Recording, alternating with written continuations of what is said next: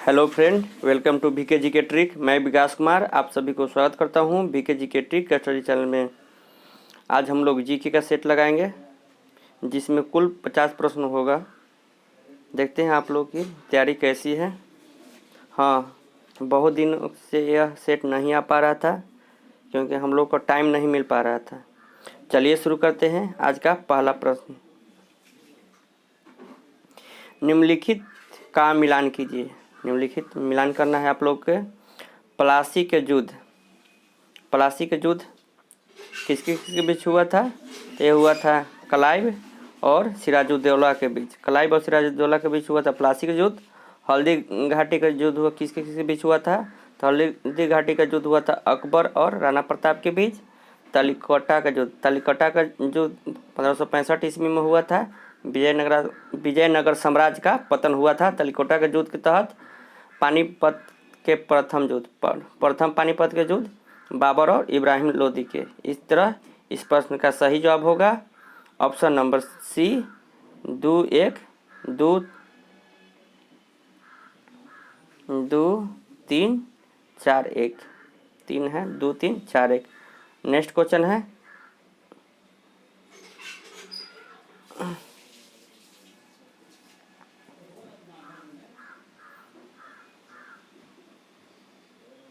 Next question है, इंकलाब जिंदाबाद का नारा किसने पहले दिया था? इंकलाब जिंदाबाद का नारा पहले किसने दिया था? इस प्रश्न का सही जवाब होगा Bhagat Singh. Option number D Bhagat Singh. Next question है, दिल्ली चलो का महत्वपूर्ण आह्वान दिया गया था। दिल्ली चलो किसका नारा था? तो इस प्रश्न का सही जवाब होगा ऑप्शन नंबर सी सुभाष चंद्र बोस के द्वारा दिल्ली चलो। जय हिंद और दिल्ली चलो, सुभाष चंद्र बोस। राष्ट्रपिता सर्वप्रथम महात्मा गांधी को इन्हीं ने बोले थे। कौन? नेक्स्ट क्वेश्चन है, महात्मा गांधी द्वारा चंपारण सत्याग्रह प्रारंभ किया गया था। चंपारण सत्याग्रह कब प्रारंभ किया गया था? इस प्रश्न का सही जवाब होगा 1917 में। किसके विरुद्ध था? 3 कठिया पत्ती के विरुद्ध। किसके कहने पर आए थे? तो रामचंद्र शुक्ल के बुलावा पर गांधी जी आए थे चंपारण में। और 3 कठिया पत्ती 3 कट्ठा आपको अनिवार्य करना था नील की खेती, उसके विरुद्ध में चंपारण सत्याग्रह जो गांधी जी का पहला सत्याग्रह था भारत में। नेक्स्ट क्वेश्चन देखते हैं, गांधी जी ने सर्वप्रथम सत्याग्रह का हथियार प्रयोग किया था। गांधी जी ने सर्वप्रथम सत्याग्रह का हथियार कहाँ प्रयोग किया था? इस प्रश्न का सही जवाब होगा दक्षिण अफ्रीका ने। इसका सही जवाब होगा ऑप्शन नंबर ए दक्षिण अफ्रीका में। नेक्स्ट क्वेश्चन देखते हैं,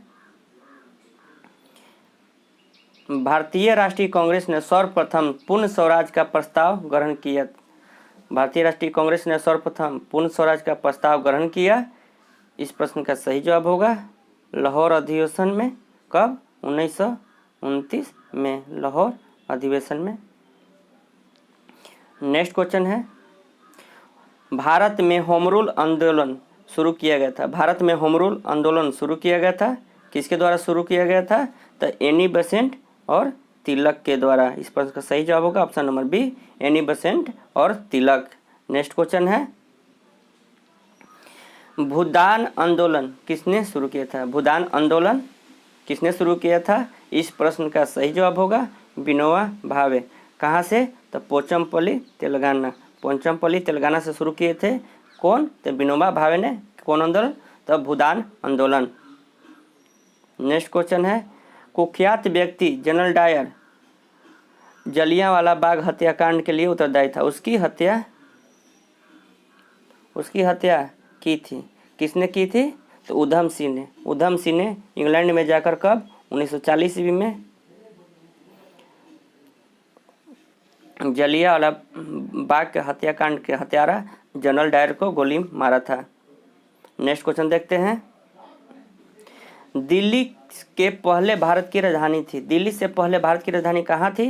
यह था कोलकाता में। कोलकाता से दिल्ली कब हुआ स्थानांतरण? 1912 में दिल्ली बना। 1911 में घोषणा हुआ था। 12 में दिल्ली राजधानी बना भारत की।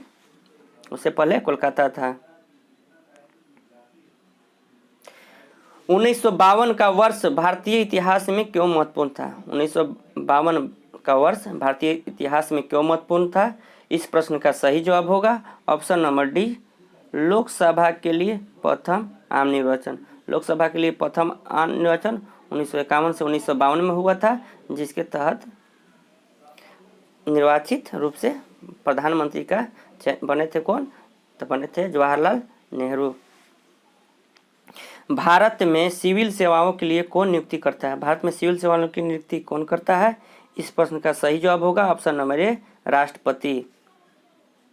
अगर आप लोग चैनल पर नए हैं तो प्लीज़ चैनल को सब्सक्राइब कर दीजिए और बेल आइकन को दबा दीजिए, जिससे आप लोग को डेली नोटिफिकेशन मिलता रहे। चलिए नेक्स्ट प्रश्न देखते हैं। भारत सरकार का प्रथम न्याय अधिकारी है। भारत सरकार का प्रथम न्यायिक अधिकारी कौन होता है? तो होता है महानवादी अटॉर्नी जनरल प्रथम न्यायाधिकारी होता है। यह पद में न्यायाधीश के समान होता है इसकी योग्यता। यह अनुच्छेद 76 के तहत इसकी नियुक्ति राष्ट्रपति के द्वारा किया जाता है। नेक्स्ट क्वेश्चन देखते हैं। अब भारतीय संविधान में कुल अनुसूची की संख्या कितना है? वर्तमान में भारतीय संविधान में कुल अनुसूची कितना है? तो यह अनुसूची है 12 अनुसूची 22 भाग। भाग कितना है? 22। अनुसूची कितना है? 12। नेक्स्ट क्वेश्चन देखते हैं। स्वाधीन भारत के प्रथम राष्ट्रपति थे। स्वाधीन भारत के प्रथम राष्ट्रपति कौन थे? तो वह थे doctor Rajendra Prasad. Next question है, भारत का एकमात्र राष्ट्रपति जो निर्विरोध चुने गए थे। आप लोग का नाम चूज करना है, वो कौन सा राष्ट्रपति थे जो निर्विरोध चुने गए थे? इस प्रश्न का सही जवाब होगा ऑप्शन नंबर सी, नीलम संजीव रेड्डी। नीलम संजीव रेड्डी पहली बार में चुनाव हार गए थे, अगर दूसरी बार लड़े तो बिना विपक्ष के ही निर्विरोध चुन लिए गए। कौन? तो नीलम संजीव रेड्डी। नेक्स्ट क्वेश्चन है, संविधान में भारत की व्याख्या है। संविधान में भारत की व्याख्या किस रूप में है? इस प्रश्न का सही जवाब होगा ऑप्शन नंबर बी, राज्यों के संघ के रूप में। राज्यों के संघ के रूप में व्याख्या है संविधान में भारत का। नेक्स्ट क्वेश्चन है, शक्ति पृथक्करण एक महत्वपूर्ण लक्षण है। शक्ति पृथक्करण एक महत्वपूर्ण लक्षण है। किसका महत्वपूर्ण लक्षण है? इस प्रश्न का सही जवाब होगा ऑप्शन नंबर ए, संसदीय सरकार का। संसदीय सरकार का महत्वपूर्ण लक्षण होता है शक्ति का बंटवारा। नेक्स्ट क्वेश्चन देखते हैं। प्रधानमंत्री, यूनियन कैबिनेट मंत्री, मुख्यमंत्री एवं मंत्रिपरिषद सभी सदस्य हैं। किसका सदस्य होते हैं? कौन कौन? प्रधानमंत्री, यूनियन कैबिनेट मंत्री, मुख्यमंत्री एवं मंत्रिपरिषद। इस प्रश्न का सही जवाब होगा राष्ट्रीय विकास परिषद। राष्ट्रीय विकास परिषद की स्थापना कब हुआ था? तो 1952 ईस्वी में। इसका सदस्य कौन कौन होते हैं? तो प्रधानमंत्री होते हैं, कैबिनेट मंत्री होते हैं, मुख्यमंत्री और मंत्रिपरिषद के सभी सदस्य। नेक्स्ट क्वेश्चन देखते हैं।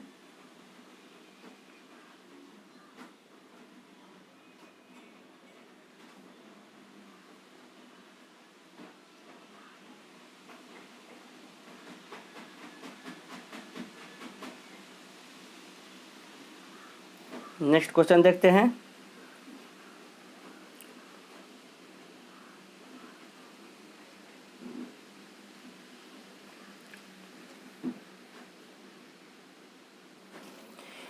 निम्नलिखित संविधान संशोधनों में से कौन सा संसद के पक्ष परिवर्तन करने से निषिद्ध करता है?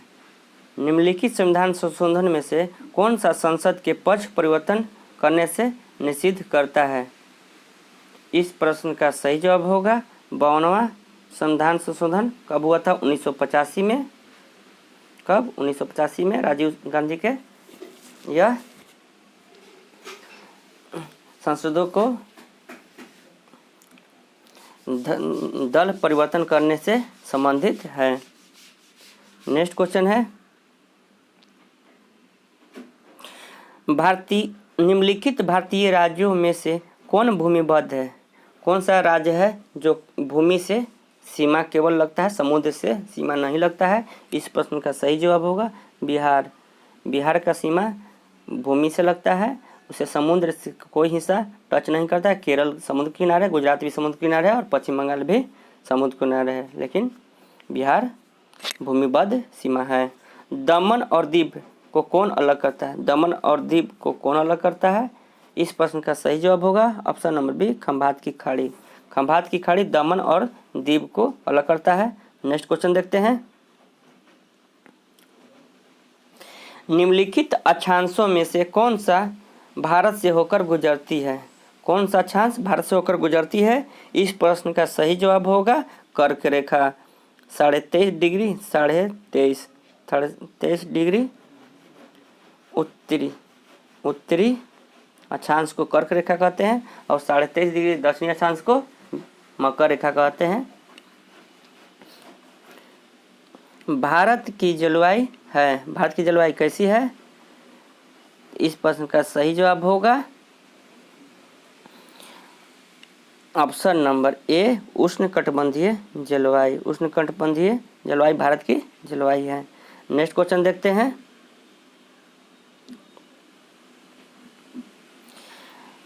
विंध्य पर्वत पर्वतों के किस वर्ग से संबंधित है? विंध्य पर्वत किस पर्वत के तहत वर्गीकृत किया गया है? इस प्रश्न का सही जवाब होगा ऑप्शन नंबर डी, अवशिष्ट पर्वत। विंध्य पर्वत किसका उदाहरण है? अवशिष्ट पर्वत का। अगर दोस्तों आप लोग चैनल पर नए आए हैं तो प्लीज़ चैनल को सब्सक्राइब जरूर कर लें और बेल आइकन को दबा दें। अगर आप लोग से एक विनम्र निवेदन है कि इसे ज़्यादा से ज़्यादा शेयर कीजिए, जिससे मैं भी मोटिवेट होता रहूं आप लोगों के लिए वीडियो लाने के लिए। आप थोड़ा सा ये काम कर दीजिए, जिससे मैं अधिक से अधिक आप लोग को भी टाइम देने का काम करूंगा। कृत्रिम झील गोविंद सागर है। कृत्रिम झील गोविंद सागर कहाँ है? तो यह है हिमाचल प्रदेश में है। कौन सा? गोविंद झील। गोविंद बल्लभ भाई पंत कहाँ है? रिहन नदी पर है, उत्तर प्रदेश में। ये कन्फ्यूजन का क्वेश्चन है। नेक्स्ट क्वेश्चन देखते हैं। पाल घाट निम्नलिखित राज्यों में से किन्हें जोड़ता है? पाल घाट किसके किसके बीच है? तो केरल, ऑप्शन इसका सही जवाब होगा ऑप्शन नंबर सी, केरल और तमिलनाडु के बीच है। कौन सा दर्रा है? पाल घाट। नेक्स्ट क्वेश्चन है। छोटा नागपुर पठार है। छोटा नागपुर पठार क्या है? तो यह इसका सही जवाब होगा स्थलीय प्रायभूमि का उदाहरण है छोटा नागपुर का पठार। नेक्स्ट क्वेश्चन हम लोग देखते हैं।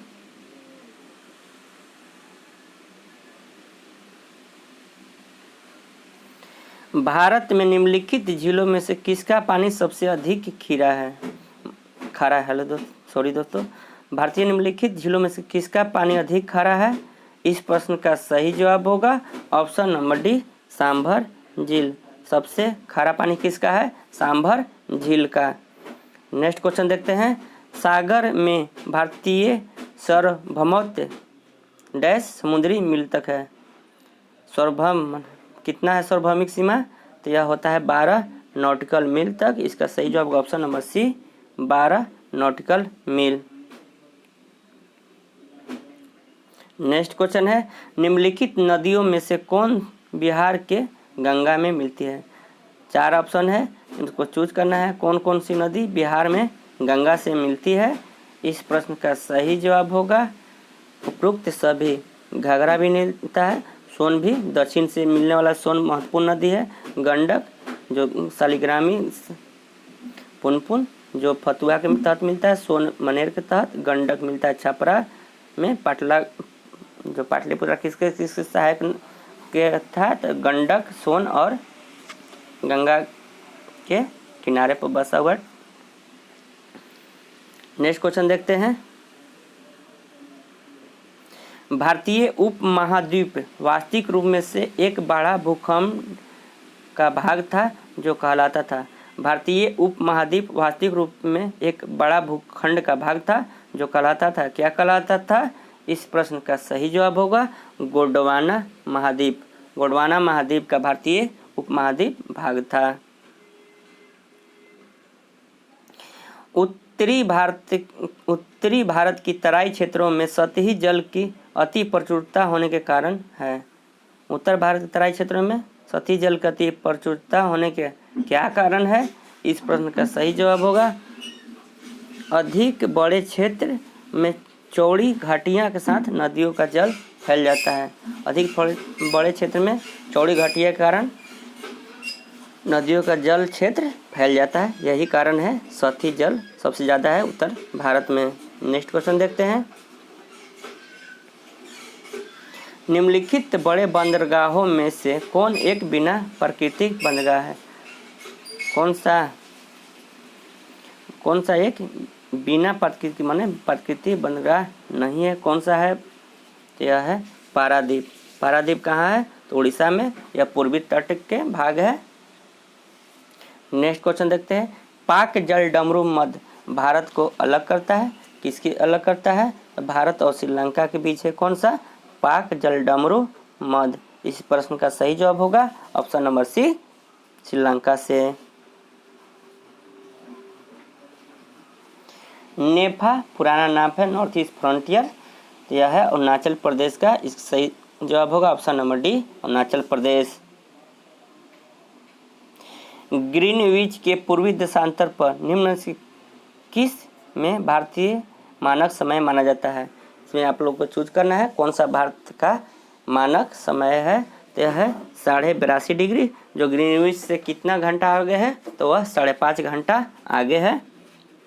नेक्स्ट क्वेश्चन है। निम्नलिखित में से कौन प्रत्यक्ष कर नहीं है? 4 ऑप्शन है, उसमें से कौन आप लोग को चूज करना है। प्रत्यक्ष कर का उदाहरण कौन सा नहीं है? तो इस प्रश्न का सही जवाब होगा बिक्री कर। बिक्री कर प्रत्यक्ष कर नहीं है, और संपत्ति कर प्रत्यक्ष कर, आयकर भी संपदा शुल्क भी प्रत्यक्ष कर का उदाहरण है।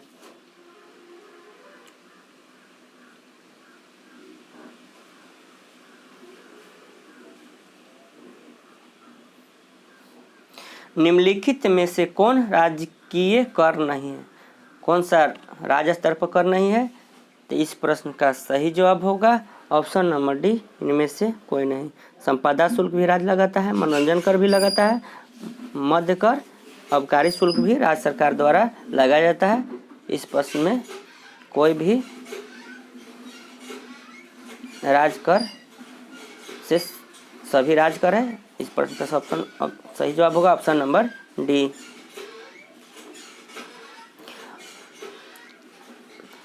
आबकारी शुल्क कर है। आबकारी शुल्क कर किस पर लगाया जाता है? इस प्रश्न का सही जवाब होगा व्यापार सामग्री के उत्पादन पर। इस प्रश्न का सही जवाब होगा ऑप्शन नंबर सी, व्यापार सामग्री के उत्पादन पर आबकारी शुल्क लगाया जाता है। नेक्स्ट क्वेश्चन है। निम्न में से कौन सा एक मान प्रवर्ती नाम है? ये कौन सा एक प्रवर्ती नाम का उदाहरण है? तो इस प्रश्न का सही जवाब होगा option number A, data 1। Next question है। पदार्थ का लघुत्तम अंश है। पदार्थ का सबसे छोटा अंश क्या है? तो इस प्रश्न का सही जवाब होगा क्वार्क। क्वार्क पदार्थ का लघुत्तम सबसे छोटा अंश है, माने भाग है। मानव शरीर में दीर्घतम अंतःस्रावी ग्रंथि कौन सा है? सबसे बड़ा अंतःस्रावी ग्रंथि कौन सा है? इस प्रश्न का सही जवाब होगा अवर्टी या थायराइड ग्रंथि। नेक्स्ट क्वेश्चन है। रेडियम प्राप्त होता है। रेडियम किससे प्राप्त होता है? इस प्रश्न का सही जवाब होगा option number C, pitchblende से। हेमटाइट लोहा का जैसे, बॉक्साइट किसका है? तो एल्युमिनियम का है, गलेना है सीसा का, पीबी का गलेना है। नेक्स्ट क्वेश्चन देखते हैं। निम्न में से कौन सर्वाधिक अस्थायी तत्व है? सबसे अस्थायी तत्व का उदाहरण कौन सा है? तो वह है सीसा। सीसा सबसे अस्थायी तत्व है। नेक्स्ट क्वेश्चन है। निम्न में सर्वाधिक परिस्थिति अनुकूल ईंधन कौन सा है? निम्न में से आपको चूज करना है कि जो परिस्थिति अनुकूल ईंधन कौन सा है। इस प्रश्न का सही जवाब होगा option number C, hydrogen. Hydrogen में सबसे कम पोल्यूशन होता है, चलते परिस्थिति अनुकूल सबसे अधिक होगा हाइड्रोजन।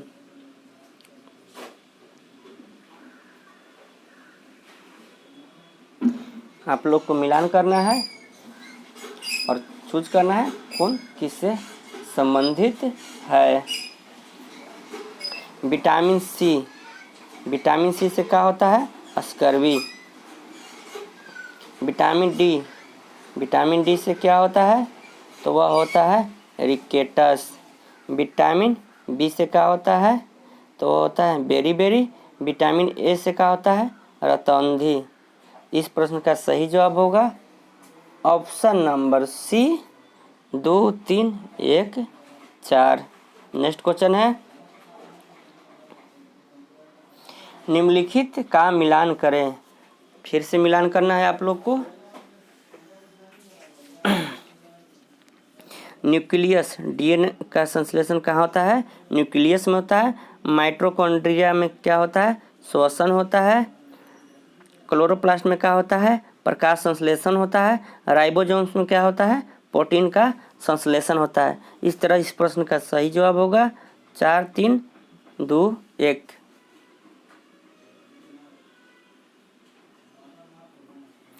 जल में घुलते समय CO2 गैस उत्पन्न करती है। क्या उत्पन्न करती है? तो यह उत्पन्न करती है दुर्बल अम्ल। जब CO2 जल में घुलता है तो वह दुर्बल अम्ल का निर्माण करती है। सिरका का व्यापारिक नाम है। सिरका का व्यापारिक नाम क्या है? इस प्रश्न का सही जवाब होगा option number D, option number C, acetic अम्ल। सिरका का व्यापारिक नाम है एसेटिक अम्ल। आप लोगों को यह वीडियो कैसा लगा कमेंट सेक्शन में ज़रूर बताइएगा। और इतना दिन हम सेट से अनुपस्थिति रहे, छोटा भाई समझकर माफ़ कर दिएगा, क्योंकि मुझे आप लोगों के लिए टाइम नहीं निकाल पा रहे थे। अब डेली आप लोग को ससमय टेस्ट आ जाया करेगा, जिससे आप लोग ज़रूर से ज़रूर ज़्यादा से ज़्यादा से लोगों को शेयर कीजिए। धन्यवाद।